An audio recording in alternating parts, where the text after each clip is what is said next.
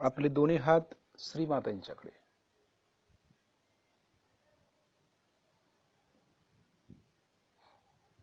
श्रीमातांना पाहायचंय.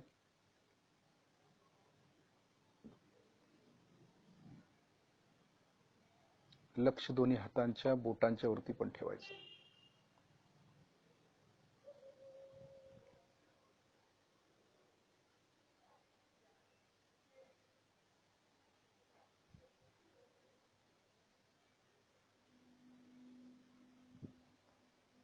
श्रीमातांच्या डोळ्यामध्ये आपण बघायचं आहे, अगदी भक्तिभावानं. जणू काय आपण श्रीमातांच्या समोर बसलोय. श्रीमाताजी आपल्याला शिकवत आहेत. श्रीमाताजी आपल्याला व्हायब्रेशन्स देत आहेत.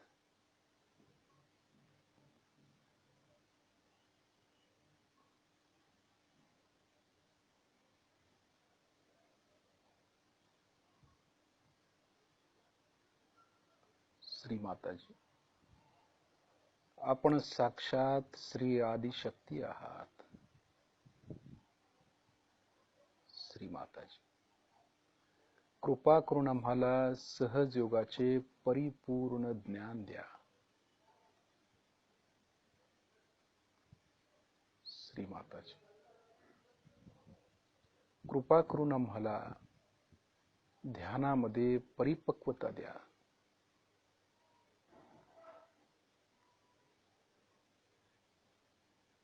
श्रीमातांना बघत बघत आपण ही प्रार्थना करायची. लक्ष व्हायब्रेशन्स वरती पण. श्रीमाताजी, आपल्या परमकृपेमध्ये आम्हाला ध्यानाच्या गहनतेत न्या.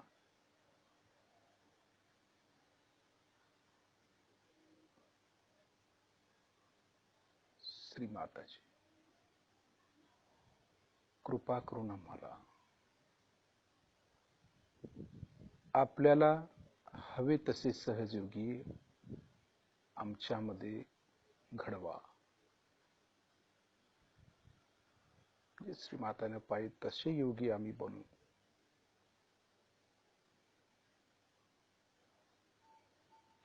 श्रीमाताजी, आमच्यामध्ये परिपक्वता द्या. आमच्यामध्ये गहनता द्या. श्रीमाताजी, कृपा करून आमच्याकडून गहनतेतले ध्यान करवून घ्या.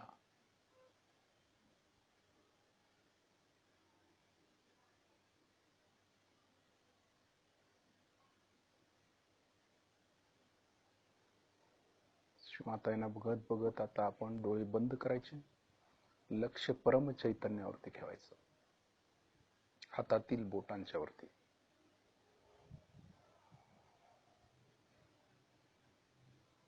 आपल्या दोन्ही हाताच्या बोटामधून जे चैतन्य येते, वाहते, ते आपण शोषून घ्यायचं. आतमध्ये घेण्याचा प्रयत्न करायचा आहे.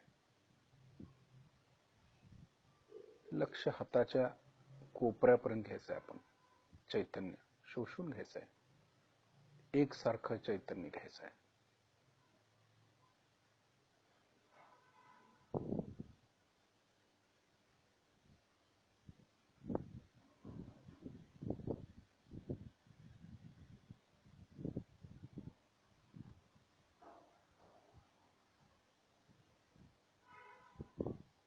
लक्ष परम चैतन्यावरती.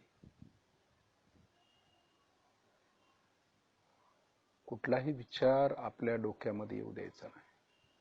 फक्त त्या शक्तीशी आपण एकरूप व्हायचा प्रयत्न करायचा आहे. श्रीमातांशी एकरूप व्हायचं आहे. चैतन्याशी एकरूप व्हायचं आहे. बाकी कुठला काहीच विचार आपण डोक्यात आणायचा नाही. निदान 1 तासभर तरी आपण शांत चित्तानं बसायची सवय लावून घ्यायची. आपल्याला ध्यानाची गहनता कशी प्राप्त होईल इकडे लक्ष द्यायचं आहे. आपल्याला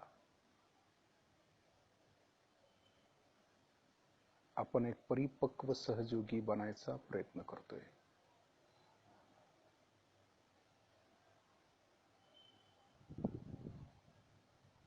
त्यानंतर आपला उजवा हात डाव्या स्वादिष्ठान चक्रावर ठेवायचा आहे.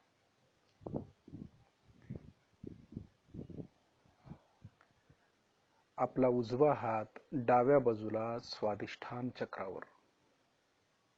आता ज्या ठिकाणी आपण हात ठेवलाय त्या ठिकाणी लक्ष केंद्रित करायचं आहे आपल्याला.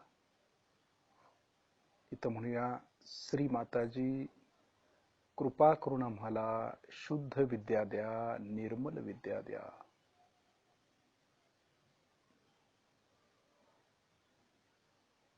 ज्या ठिकाणी हात ठेवलाय त्या ठिकाणी लक्ष केंद्रित करूया. श्री माताजी कृपा करून आम्हाला शुद्ध बनवा, पवित्र बनवा, निर्मळ बनवा. आमच्यात जे काय अशुद्ध आतमध्ये आहे ते सर्व दूर करा. कळत न कळत आमच्या आतमध्ये जे काय अशुद्ध गेलेलं आहे, अपवित्रता गेलेली आहे, ते सर्व दूर करा व आम्हाला शुद्ध विद्या द्या. शुद्ध बनवा, पवित्र बनवा. शुद्ध विद्या म्हणजे चैतन्याची विद्या.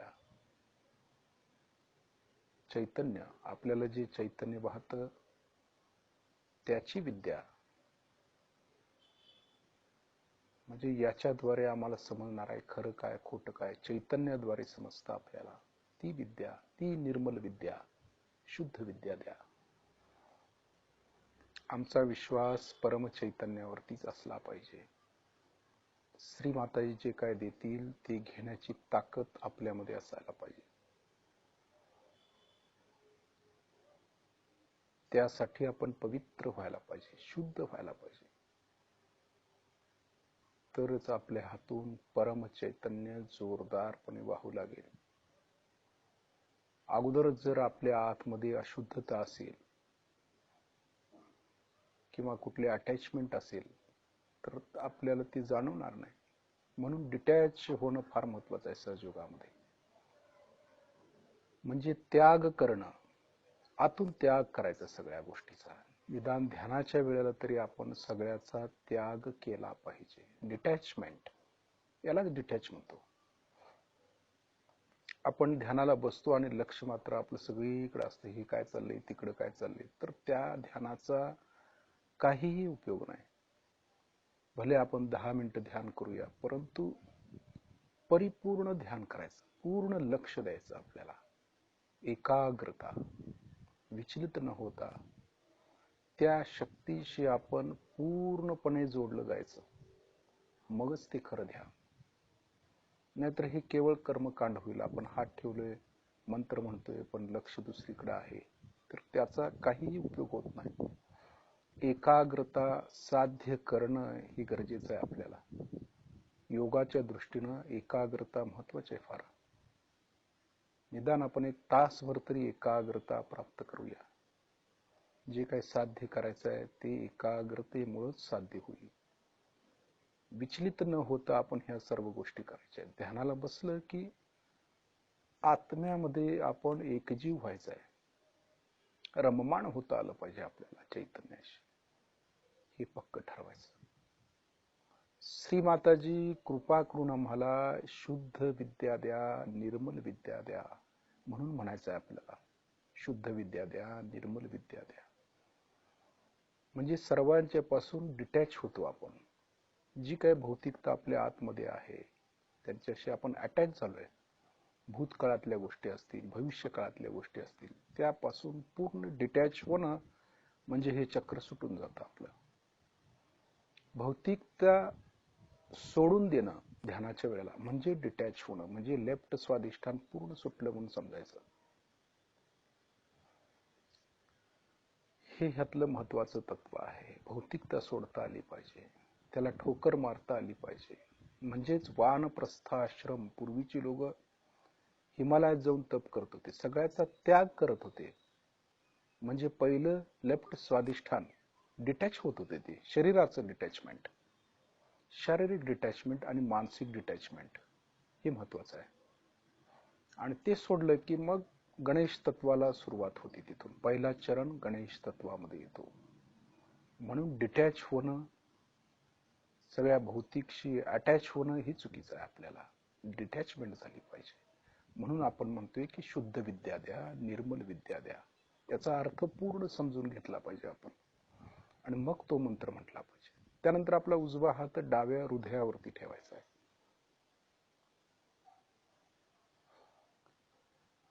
लक्ष हृदयात असणाऱ्या आत्म्याकडे देऊया.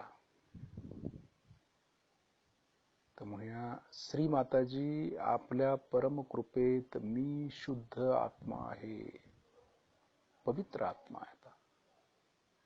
आता सगळ्यापासून डिटॅच झाल्यामुळे मी पवित्र झालो, शुद्ध झालो, निर्मळ झालो. म्हणून म्हणायचं, श्री माताजी, आपल्या परम कृपेत मी शुद्ध आत्मा आहे. त्या शुद्ध आत्म्याला काहीही अटॅच होऊ शकत नाही, तो कशातही अडकत नाही, तो परमेश्वराशी पूर्ण एकरूप होऊ शकतो. म्हणून श्री माताजी काय म्हणतात की पहिला आपण आत्म्याला जाणलं पाहिजे. आत्म्याला जाणलं की परमात्म्याशी जोडलं जाणं फार सोपं आहे, लगेच जोडलं जातं ते. कारण चुंबक शक्ती आहे ती. आपलं चुंबक जर पॉवरफुल झालं तर ते मोठ्या चुंबकाला लगेच जाऊन चिकटतं. म्हणून आपलं चुंबक जे आहे ते शुद्ध आणि पवित्र असायला पाहिजे. त्याच्यावर जो मळ बसलेला आहे तो काढला पाहिजे, अटॅचमेंटचा मळ. हे महत्वाचं आहे ह्यातलं. म्हणून म्हणायचं, श्री माताजी, कृपा करून आपल्या परमकृपेत मी शुद्ध आत्मा आहे, पवित्र आत्मा आहे, सर्वांच्या पासून डिटॅच असणारा आत्मा आहे. काही नको आहे आम्हाला. मी हे शरीर नाही आहे, मन नाही, बुद्धी नाही, अहंकार नाही, प्रतिअहंकार नाही, फक्त आत्मा आहे. हे शिल्लक ठेवलं पाहिजे. हे सतत चिंतन आपल्यामध्ये झालं पाहिजे. हे शरीर म्हणजे मी नाही आहे. शरीर तर नष्ट होणार आहे एक दिवस, पण आत्मा अजरामर आहे तो, आणि तो शुद्ध आहे, पवित्र आहे. त्याला कोणीही नष्ट करू शकत नाही. शरीराला एक वेळ नष्ट होईल, परंतु आत्मा कधीही नष्ट होत नाही. म्हणून आत्मा ज्या वेळेला हे शरीर सोडतो त्यावेळी तो काहीही घेऊन जात नाही, फक्त ज्ञान तेवढं त्याच्या बरोबर येतं. जे काय आपण शिकतोय, जी काय आपण प्रगती करतोय ध्यानामध्ये, ते सर्व तुमच्या बरोबर येणार आहे. बाकी सगळं इथं सोडायचं आहे, भौतिकतेतलं डिटॅचमेंट. कारण आपण डिटॅच झालोय आत्मा, आणि ज्ञान तेवढं मात्र आपल्या बरोबर येतं, हे निश्चित. श्री माताजी, आपल्या परमकृपेत मी शुद्ध आत्मा आहे.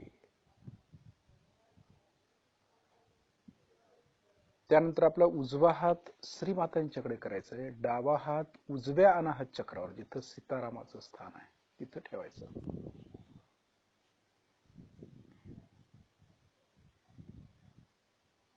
इथं म्हणूया आपण, श्री माताजी, कृपा करून आम्हाला सहज योगाच्या मर्यादेत ठेवा. आपण कुठलीही मर्यादा ओलांडायची नाही. मर्यादा पुरुषोत्तम श्री रामाचं हे चक्र आहे, सीतेचं हे चक्र आहे, सीताराम. आपल्याला खरोखर सहजयोगामध्ये परिपक्वता पाहिजे असेल तर आपण हे रामाचं चक्र सतत जागृत ठेवायचं. डिटॅचमेंट म्हणजे राम जे होते ते शिवांची भक्ती करत होते, आणि शिव जे होते ते रामाचं नाव घेत होते. आत्मा राम म्हटले त्याला. म्हणून रामाने जी शिवलिंगाची स्थापना केली त्याच्यासाठीच, की ते शिव म्हणजे आत्मा स्वरूप, ते शेवटी एकच आहेत दोघं. परंतु अध्यात्माच्या भाषेमध्ये दोघं जरी एक असले तरी भौतिकतेमध्ये ते आपण वेगवेगळे समजतो. राम वेगळे, कृष्ण वेगळे असं समजतो, पण शेवटी आत्मा हा एकच आहे. बाहेरून राम असतील, कृष्ण असतील, आणखी कोणी बुद्ध असतील, महावीर असतील, साईनाथ असतील, पण आतमध्ये शिव आत्मा जो एकच आहे, हे महत्वाचं आहे त्यातलं. आणि हे तत्व जे समजतं आपल्याला, त्यामुळं आपण गहनतेमध्ये जास्तीत जास्त जातो. आपण शरीरामध्ये अडकत नाही, आकार असलेल्या शरीरामध्ये आपण अडकत नाही. त्याच्यामुळे कळतं आपल्याला व्हायब्रेशन्स म्हणजे एकच आहे. त्याची फ्रिक्वेन्सी वेगवेगळी असली, तीव्रता कमी जास्त जरी असली, तरी व्हायब्रेशन्स हा एकच आहेत, हे लक्षात येतं. म्हणून आपण म्हणूया की श्री माताजी कृपा करून आम्हाला सहजयोगाच्या मर्यादेत ठेवा. कारण प्रभू रामचंद्र हे परिपूर्ण मानव होते, परमेश्वर ते होतेच, परंतु ते विसरले होते की मी परमेश्वर आहे. त्यांना विसरायला लावलं ही माया परमेश्वराची आहे. आणि आपला आदर्श प्रभू रामचंद्र जे आहेत. मानवानं आदर्श कुणाचा घ्यायचा? रामाचा आदर्श घ्यायचा. त्याने देखील त्याग केला, त्यागमय जीवन. त्यांची पण शक्ती जागृत होती, परंतु प्रसंगानुसार कर्तव्य करत करत करत त्यांनी देखील परमार्थाची प्राप्ती करून घेतली, म्हणजे भगवंताची प्राप्ती करून घेतली. हे पण महत्वाचं आहे. तो आपला आदर्श आहे की जीवनामध्ये संघर्ष हा केलाच पाहिजे, तप हे केलंच पाहिजे. जर नाही केलं तर आपल्या हाती काही सुद्धा लागणार नाही. आपल्याला असं वाटतं की मी सहजयोगी आहे, मला कुठल्याच प्रकारचा त्रास होऊ नये, पण तसं होत नाही. त्रास हा घेतलाच पाहिजे. आपल्या कर्माप्रमाणे आपल्याला त्याचं फळ मिळणारच आहे. राम हे ईश्वराचा अवतार होते, तरी देखील त्यांनी त्रास घेतलाच, कारण ते आपल्याला आदर्श घालून देत आहेत की परमेश्वर जरी असला तरी त्याला कर्म चुकलेलं नाही आहे. ज्याप्रमाणे आपल्याला देखील चांगलं वाईट कर्म आपल्या समोर येणार आहे, ते आपण भोगूनच संपवायचं आहे, किंवा त्याच्यात आपण अडकायचं नाही जास्त. परमेश्वराचं आपण चिंतन करत असताना या भौतिक तिथल्या गोष्टीत आपण अजिबात अडकायचं नाही. हे करत असताना देखील आपण ध्यानाची परिसीमा गाठायची आहे आपल्याला. त्याचं हे चक्र आहे, रामाचं चक्र. म्हणून मर्यादा आपल्याला फार महत्वाची आहे. सगळ्या गोष्टीची मर्यादा पाळत पाळत आपण ध्यानाच्या स्थितीत जायचं आहे. म्हणून कुणी असं म्हणायचं नाही की मला खूप त्रास होतो, मला अमकं होतं, मला ध्यान होत नाही, हे म्हणू शकत नाही. आपल्या समोर अनेक उदाहरणं आहेत अशी. हे सर्व करत असताना देखील जेवढा आपल्याला त्रास होईल, संघर्ष करायला लागेल, त्यातूनच आपण शुद्ध सोन्यासारखं पवित्र होऊन ध्यानाच्या गहनतेत उतरणार आहोत. आणि या सर्व गोष्टी आपण घ्यायच्या आहेत. थोड्या थोड्या गोष्टीने आपण विचलित व्हायचं नाही आहे. आपण जरा संकट आलं तर लगेच विचलित होतो, लगेच प्रॉब्लेम्स वाटतात आपल्याला, लगेच श्रीमाताजी आठवतात. सहजयोगाने हा प्रश्न सोडवावा असं वाटतं, योग्य आहे. परंतु आपण असं लक्षात घ्यायची, काही समस्या आपणही सोडवायच्या. श्रीमाताजी आपल्याला समस्या देतायत म्हणजे आपल्याला काहीतरी तयार करतायत ते, हे का नाही आपल्या लक्षात येत. आपण गांगावरून न जाता त्याची समस्या आपणच सोडवायची आहे, कारण तुम्हीच तयार व्हायचं आहे. जर समस्याच नाही आलं तर आपण तयार कसं होऊ? ती आलीच पाहिजे आणि त्याला टक्कर देता आली पाहिजे आपल्याला, कारण आपण वीर सहजयोगी आहोत, शूरवीर. हे वीरांचं काम आहे, येरा गाबाळ्याचं काम नव्हे, ते पाहिजेत जातीचे. तुकाराम महाराजांनी उगाच म्हटलेलं नाही आहे, सगळा सहजयोग आहे हा. म्हणून आपण लक्षात ठेवायचं, हे रामाचं चक्र आहे आणि ह्याला आपण कधीही विसरायचं नाही. हा आदर्श आपल्या समोर श्रीमातांनी ठेवलेला आहे, हे पक्क लक्षात ठेवायचं. आपला डावा हात श्रीमातांच्याकडे, उजव्या हाताचा तळवा आपल्या डोक्याच्या तळवर दाबून धरायचा, मान थोडी खाली झुकवायची, हात दाबून शिस्तीत फिरवायचा आहे. तर ज्या ठिकाणी आपण हात फिरवतोय त्या ठिकाणी लक्ष देऊन म्हणायचं आहे, श्री माताजी आपण साक्षात श्री सहस्त्रार स्वामिनी आहात, कृपा करून आमच्या सहस्त्रार चक्रामध्ये विराजमान व्हा. श्री माताजी आपण साक्षात श्री आदिशक्ती आहात, कृपा करून आमच्या सहस्त्र दल कमलामध्ये विराजित व्हा. भक्तीनं म्हणायचं, हात फिरवत फिरवत फिरवत म्हणायचं. ज्या ठिकाणी हात फिरवतोय त्या ठिकाणी लक्ष देऊन म्हणायचं. त्यानंतर आपला हात वरती उचलायचा, 7-8 इंच वर. मागे पुढे गोल असं फिरवायचं, त्याला बघायचं टाळूतून आपल्याला खरोखर चैतन्य लहरी आता थंड थंड येत आहेत, जाणवतात का बघायचं. ही सर्व सुरुवातीच्या गोष्टी आहेत. खरं म्हणजे हात वर नेला पाहिजे असंही काही नाहीये, आपण तेवढी तयारी आपली आता हळूहळू व्हायला लागलेली आहे. हा सर्व चित्ताचा खेळ आहे, चित्तानं करता यायला पाहिजे. आता हात खाली घेऊया, बघूया आपली कुंडलिनी सहस्त्रारचं भेदन करून वर आली का. सर्वांनी एकाच पातळीवरती यावं अशी श्रीमातांची इच्छा आहे. कोणी खाली, कोणी वर, कोणी चक्रामध्ये अडकले असं नको आहे. सर्व डिटॅचमेंट होऊन श्रीमातांच्या चरणाशी येऊया.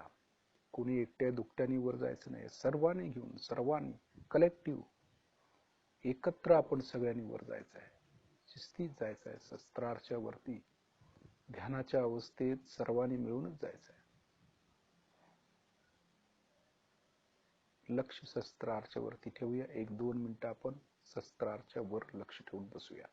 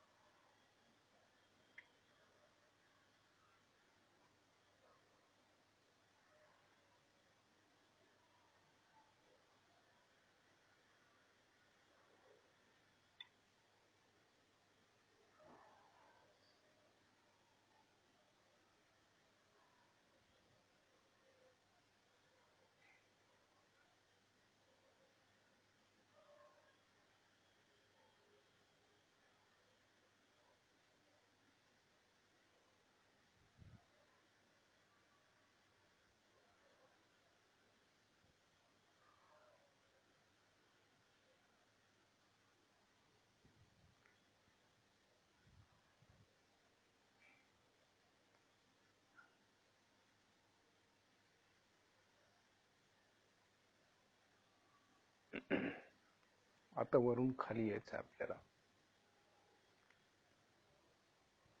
वरून खाली यायचं.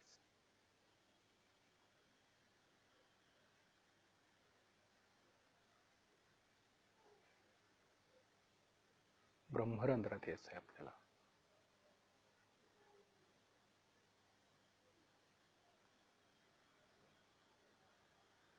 ब्रह्मरंध्र, त्याच्या भोवतानी लक्ष केंद्रित करायचं.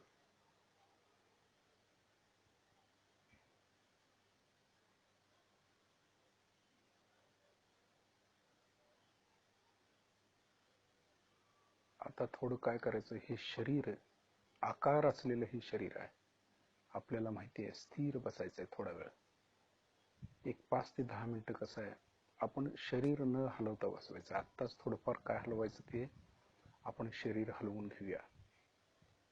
एक 10 मिनिटं का स्थिर ठेवायचं आहे, तर आपण आत्म्याची परिपूर्ण जाणीव म्हणतो त्याला. हे शरीर वेगळं आणि हा आत्मा वेगळं हे समजायला पाहिजे आपल्याला. म्हणजे आपण या देहामध्ये कुठेही जाऊ शकतो, देहामध्ये कुठल्याही भागामध्ये आपण स्वतः जाऊ शकतो, अशी आपण इच्छा करायची आहे. आता लक्ष शस्त्रारमध्ये आपलं, आपण ते ठेवलेलं आहे म्हणून लक्ष शस्त्रारमध्ये आहे आपलं चित्त.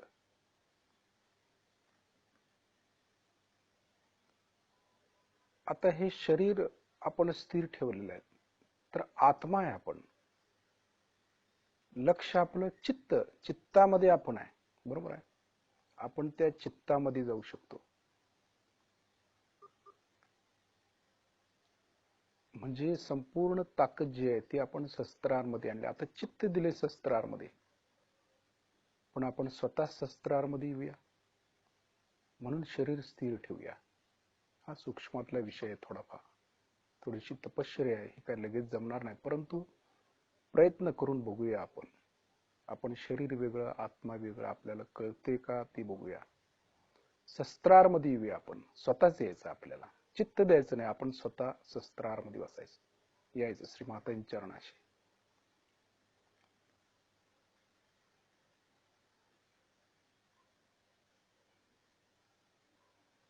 तिथून आपण खाली आज्ञेमध्ये येऊया. आपण स्वतःच यायचं, स्वतः बसा आज्ञेमध्ये यायचं. ह्या देहामध्ये आपण किती सूक्ष्म आहे. हा देह म्हणजे आपल्यासाठी विराट स्वरूप झालं, आणि आपण आत्मा सूक्ष्म, अतिसूक्ष्म, पेशीपेक्षा पण सूक्ष्म. तेवढं सूक्ष्म आपण झालं पाहिजे. म्हणजे देहाबद्दल जे कंट्रोल आहे, देह तसाच आहे, आपल्याला दिसताना देह पण दिसणार आहे, आणि मी आत्मा आहे आपण स्वतःला पण बघतोय, हे आपल्या लक्षात आलं पाहिजे. ह्या वेळेला आतापर्यंत कसं करत होतो आपण, ती चित्त देत होतो, आपण स्वतः चित्त व्हायचं आहे, स्वतःच तिथं पोहोचायचं, स्वतःच आज्ञाचक्रामध्ये यायचं. आज्ञाचक्रातून विशुद्धीमध्ये बघा, आपण स्वतःच विशुद्धीमध्ये येऊया. म्हणजे संपूर्ण ताकद आणायची आपण, म्हणजे आत्मा आहे आपण, आणि तो विशुद्धीमध्ये आलेला आहे श्रीकृष्णाच्या भेटीला.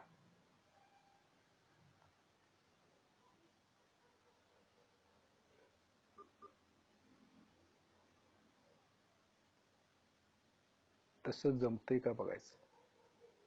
लक्ष देणं आणि स्वतः त्या चक्रात येणं हे महत्वाचं. फरक आहे यामध्ये. हा फरक लक्षात घेऊन आपण लक्ष केंद्रित करायचं आहे. तिथं आपण स्वतः यायचं आहे त्या चक्रामध्ये. येता येते का बघायचं. त्या चक्रात बसून आपण बाकी सर्व बघू शकतो या देहाला आतून, अशी भावना पाहिजे. म्हणजे आपण काय आहे ते कळतं, मी आत्मा आहे या देहामध्ये.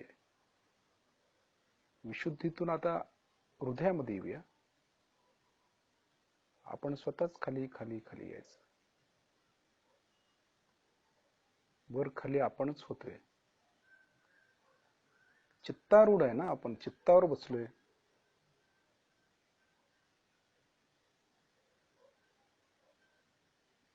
हृदयातून बघूया इकडं तिकडं काय चाललंय.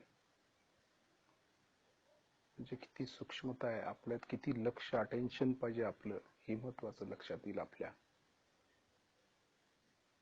तर हृदयातून नाभीमध्ये येऊन बसायचं आहे आपल्याला, स्वतः येऊन बसायचं. आत्मा हा राजा आहे, या देहाचा राजा आहे. तो कुठेही जाऊ शकतो शरीरामध्ये.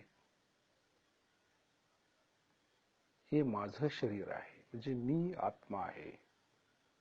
म्हणजे ह्या आत्म्याचं हे शरीर परमेश्वरानं दिलेलं आहे आपल्याला, आणि परमेश्वरानं ही शक्ती जागृत केल्यामुळं आपल्याला हे शक्य आहे की आपण वर खाली होऊ शकतो. आता नाभीत येऊन बसायचं आहे आपल्याला.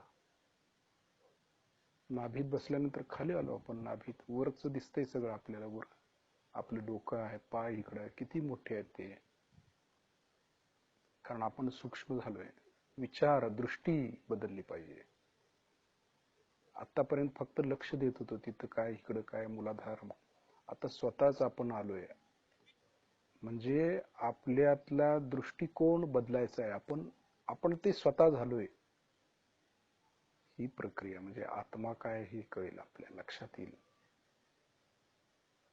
नाभीतून स्वादिष्ठान मध्ये येऊया आपण. हळूहळू स्वतःच यायचंय आपल्याला.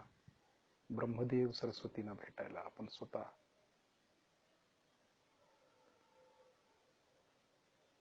आता खालून वरती आपल्याला देह कसा दिसतोय, विराट दिसतोय. आपण सूक्ष्म बारीक आहे. स्वादिष्ठान मध्ये येऊन बसलोय. स्वादिष्ठान पासून मूलाधार मध्ये येऊया आपण, स्वतःच येऊया. तर खाली येऊन बसायचं, एकदम देहातली संपूर्ण ताकद खाली. आत्माच आहे ना आपण. आपल्याला दिसतंय की हा देह किती विराट विराट स्वरूप देह आहे आपलं, कारण आपण सूक्ष्म झालोय आता. ती स्थिती आहे, योगातली एक स्थिती आहे ही, ती प्राप्त करतोय आपण.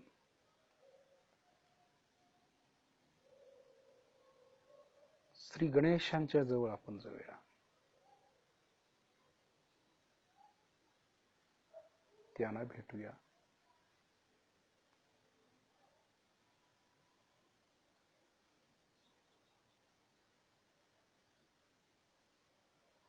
तुझं आहे तुझं पाशी म्हटलेलं ते उगच नाहीये, खरोखरच ती सर्व देवी देवता आपल्या तात आहेत. फक्त त्याचं दर्शन, त्यांच्या जवळ आपण जातोय, किती महत्वाचं आहे. आपलं चित्त बाह्यातच असतं कायम, ते आतमध्ये ओढलं पाहिजे, आतमध्ये उतरलं पाहिजे.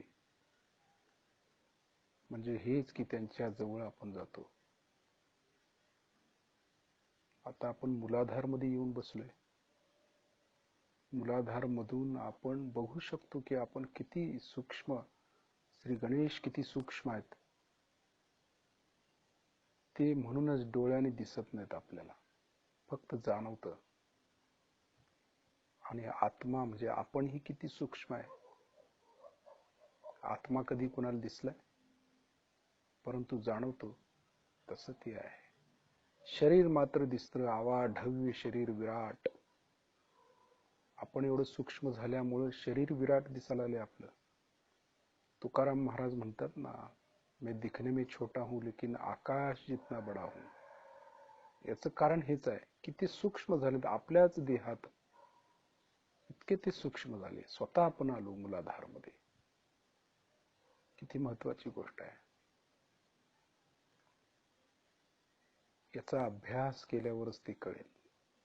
ही फक्त एक चुणूक आहे, परंतु याप्रमाणे जर आपण गेलो, करू लागलो तर खरोखर देवी देवतांचं देखील दर्शन त्यांच्या बरोबर. म्हणजे श्रीमाताईने आपल्याला किती उच्च स्थिती दिली हे आपल्या लक्षात येईल. आपल्यासाठी काय काय केलंय श्रीमाताईने, पण आपण आपल्यालाच विसरलोय. सर्व देवतांना आपण बाह्यात बघतोय, आतमध्येच आहेत ते. आपल्यातच तशी यंत्रणा. नर करणी करे तो नर का नारायण बन जाएगा, उगाच म्हटलेलं नाही, खरं आहे ते. फक्त त्याची अनुभूती घेता आली पाहिजे.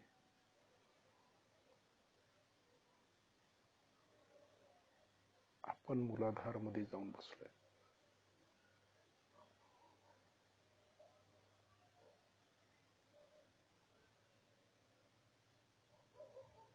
आता श्री गणेश जे आहेत,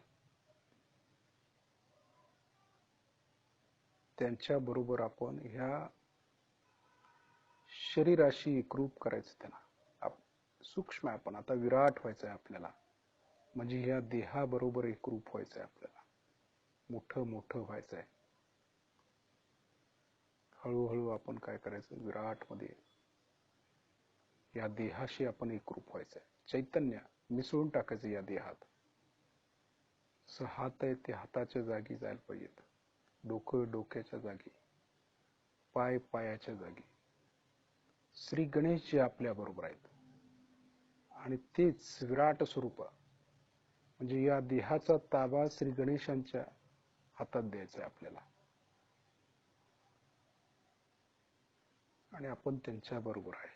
संपूर्ण देहाच्या बॉडीमध्ये त्यांचं अस्तित्व, चैतन्यमय देह,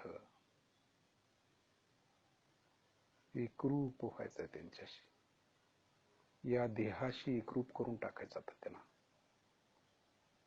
सूक्ष्मातले ते विराट देहामध्ये जायचं. विराट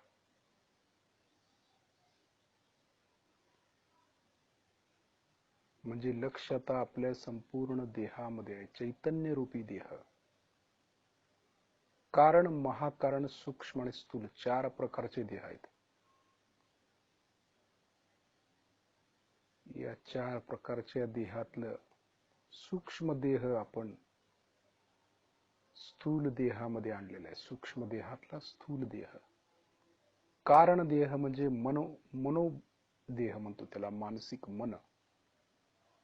मन, बुद्धी, अहंकार हे कारण देह झाले सगळे. सूक्ष्म आणि स्थूल दोनच देह महत्वाचे. बाकी सगळं थोडं बाजूला ठेवायचं. या सूक्ष्म देहातून आपण स्थूल देहात आलो. श्री गणेशजी आपल्या संपूर्ण बॉडीमध्ये, श्री गणेशांचं अस्तित्व, त्यांचं चैतन्य, त्यांचं रूप, म्हणजे आपल्या या स्थूल देहात श्री गणेशांचं अस्तित्व घ्यायचं आपल्याला. धारणा म्हणतो त्याला, धारण करायचं त्यांना. मूलाधार मधून ते आपल्याला धारण करतात देहामध्ये. देह धारण म्हटले ना.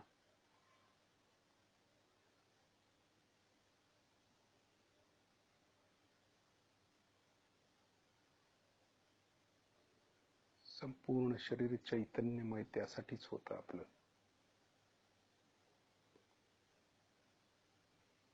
नर करणी करे तो नर का नारायण बन जाएगा म्हटलेलं आहे. तसं आहे ते. म्हणजे नरानं जर कार्य केलं तर तो देवाच्या स्वरूपात जातो, नारायण होतो तो. याचा अर्थ असा आहे की परमात्मा आपल्यामध्ये येऊन तोच कार्य करतो. फक्त त्याची जाणीव घेता आली पाहिजे, तशी स्थिती प्राप्त केली पाहिजे.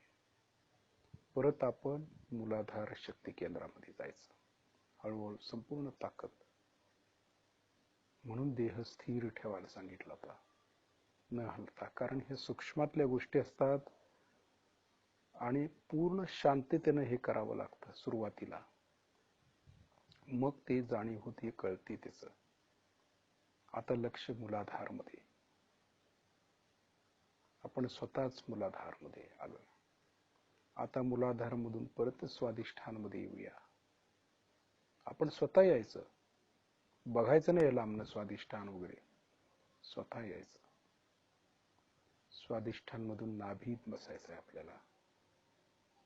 लक्ष्मीनारायणच्या जवळ थोडा वेळ बसूया.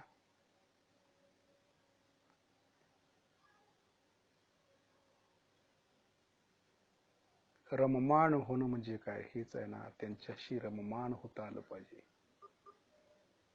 परावाणीचा अर्थच असा आहे की परावाणीमध्ये ज्यावेळी आपण जातो त्यावेळी त्या वाणीतून प्रत्यक्ष त्यांना भेटतो आपण.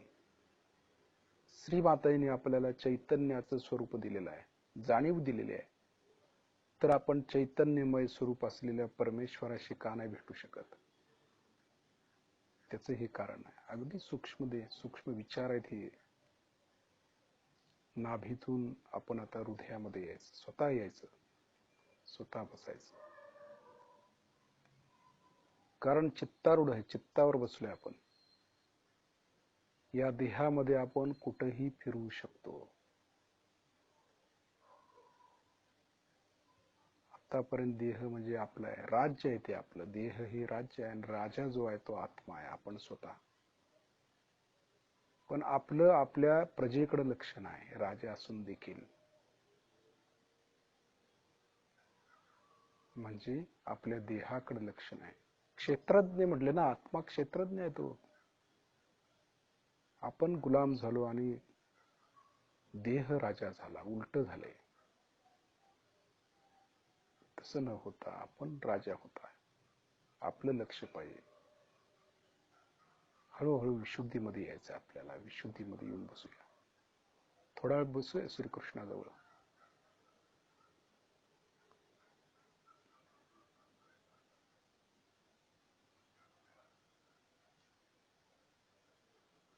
शरीर स्थिर ठेवलं की सगळं समजतं, आतमध्ये काय काय नाही. फक्त देहाची हालचाल करायची नाही, त्यासाठीच हे महत्वाचं आहे. म्हणून सुरुवातीपासूनच आपण देह हलवू नका यासाठीच सांगतो. याचं कारण हेच आहे की सूक्ष्मातल्या गोष्टी, आतल्या गोष्टी देह हलवल्यावर कळत नाहीत. सर्व समाधी अवस्था असते ही सगळी. देहातीत म्हणजे देहाच्या पलीकडचं कार्य आहे हे सगळं.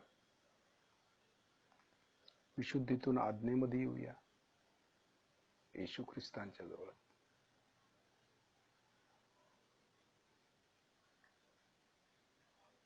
आत्मा हा पवित्र झाला की तो कुठेही जाऊ शकतो. आणि त्या पवित्रता म्हणजे श्री गणेश तत्व आहे. या ब्रह्मांडामध्ये तू कुठेही जाऊ शकतो गणेश. देहच काय आहे ब्रह्मांडात. आज्ञेतून शस्त्रारमध्ये येऊया श्रीमातांच्या जवळ. आता श्रीमातांच्या चरणाशी बसूया थोड्या वेळ. श्रीमातांनी सांगितलं ना, मी गेले तर मी भेटणार फक्त शस्त्रारमध्ये. सांगितलेलं आहे, वचन आहे ते श्रीमातांचं. पण आपण कुठं लक्ष देतोय?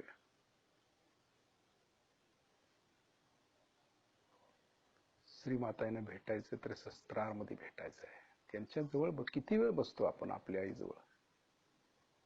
कोणीच बसू शकत नाही. लक्षच नसतं आपलं. आणि सर्व देवी देवतांच्या पलीकडचं ते आहे.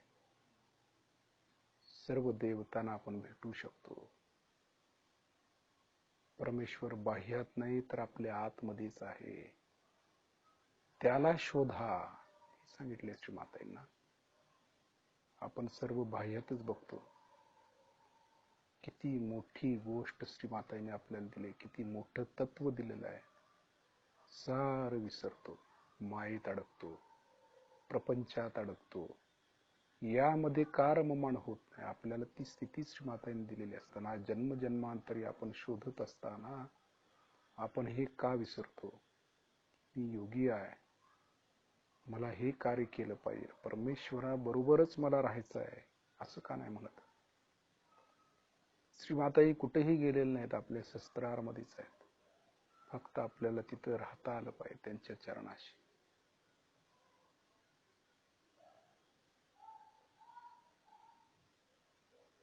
आता शस्त्रारमधून आपण स्वतःच वर यायचं. आपण स्वतः वरती यायचं, पार व्हायचं. आपलं देहातीत, देहाच्या पलीकडं येऊ शकतो आपण. आपण स्वतः वर यायचं. येता येते का बघायचं. त्यासाठीच हे शरीर स्थिर असावं लागतं. ब्रह्मरंध्र उघडले, हा दशमद्वार आहे आपलं, ते उघडलंय आपण श्रीमातांच्या कृपेमध्ये. श्रीमातांनी ते उघडलेलं आहे. आपल्याला त्यातून बाहेर तर जायला यायला पाहिजे.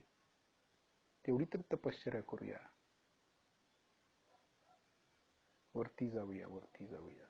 जेवढा वर जाता येईल तेवढा वर जाऊया. थोडा वेळ आपण त्या स्थितीमध्ये राहूया. 10 मिनिटं त्या स्थितीत राहूया. सहस्त्रारच्या वरती आपण स्वतःच येऊया. 10 मिनिट.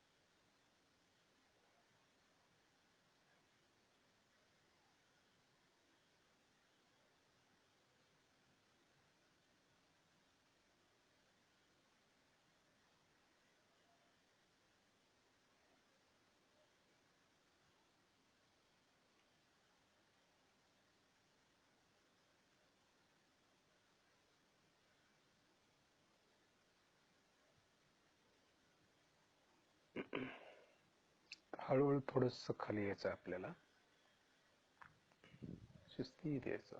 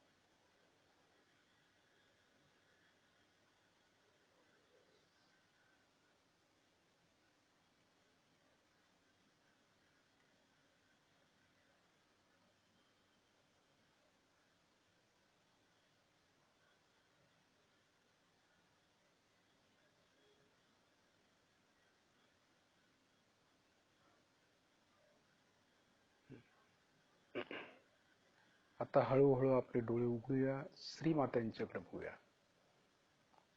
शिस्तीत उघडायचे, लक्ष वरतीच ठेवायचं आपल्याला.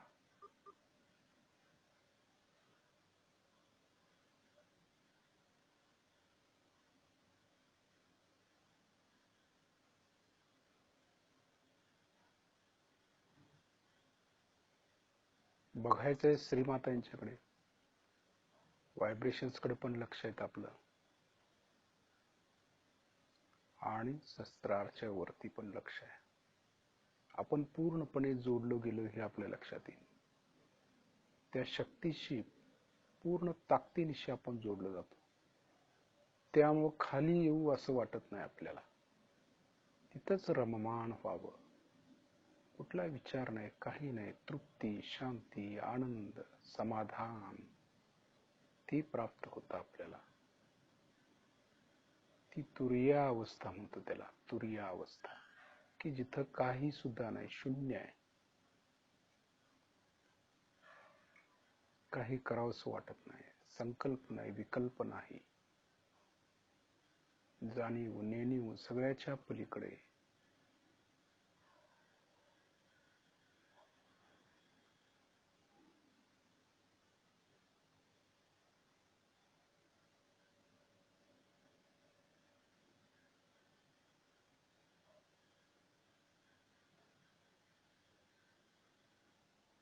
डोळे उघडे ठेवून देखील आपण त्याचा आनंद घेऊ शकतो.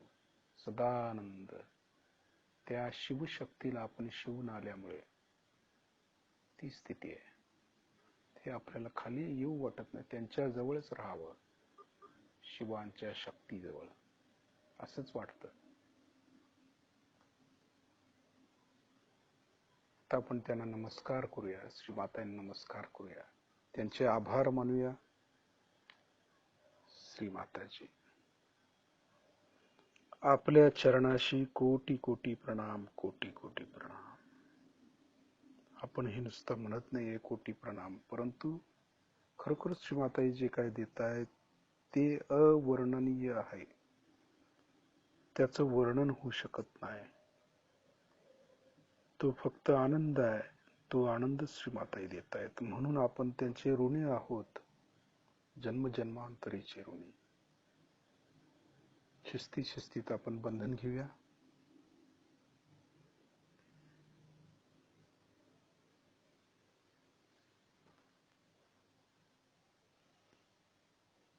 पूर्णपणे आपल्या हातामध्ये चैतन्य आहे आणि चैतन्याची गुंफण करतोय आपण, त्याची गाठ मारतोय, हे लक्षात घ्यायचं आपण.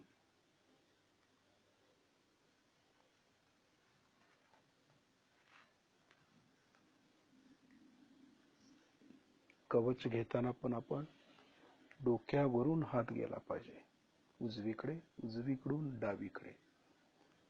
अगदी परफेक्ट कवच घ्यायचं, जे आपल्या भोवताली सतत आहे. आपण कुठेही जावा, आपण त्या कवचामधून बाहेर यायचं नाही, सतत आपल्या बरोबर आहे याची जाणीव ठेवायची. कसं काय वाटलं की लगेच चित्तानं कवच घ्यायचं, हात हलवायला पाहिजे असं काय नाही. लगेच चित्तानं असं कवच घेणं हे फार महत्वाचं आहे.